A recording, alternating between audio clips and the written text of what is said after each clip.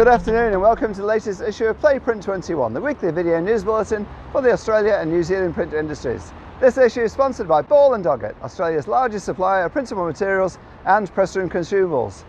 All sectors in the outdoor media industry rose strongly over the last year, as the spend topped $1 billion for the first time, with the country returning to work following COVID.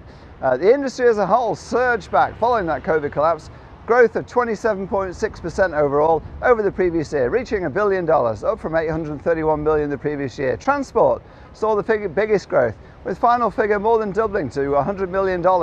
Roadside billboards remains the biggest category. Its total of $463 million was up by $100 million over the previous year. Street furniture, bus and tram externals and small format grew to $238 million from $195 million the previous year, while retail, lifestyle and other reached $258 million.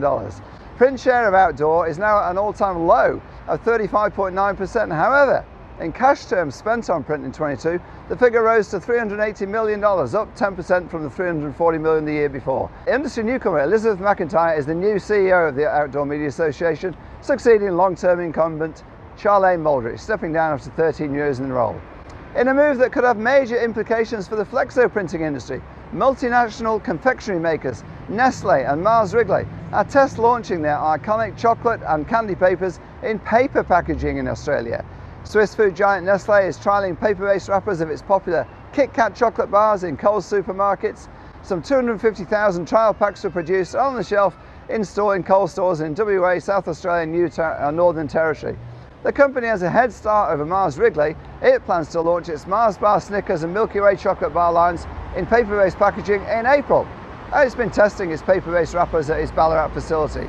At present, only 10% of confectionery packaging by volume in Australia is paper or board. Ball & Doggett is launching the MetaMark Meta Wrap competition, seeking Australia's greatest wrapper for 2023, with an eye-watering prize of a free trip for two to Fespa in Munich this May.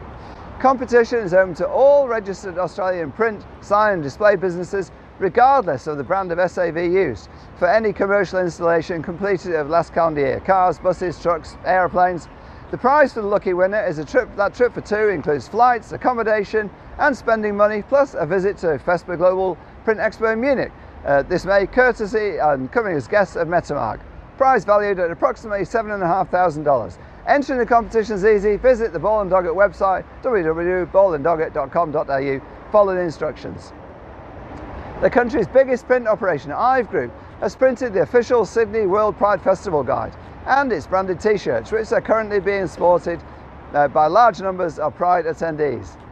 Sydney World Pride, centred here on Oxford Street in Sydney, sees 500,000 visitors descend on the city from all quarters of the globe to champion equality and inclusivity and have a good party over a full 2 weeks. The celebrations include the annual Sydney Mardi Gras.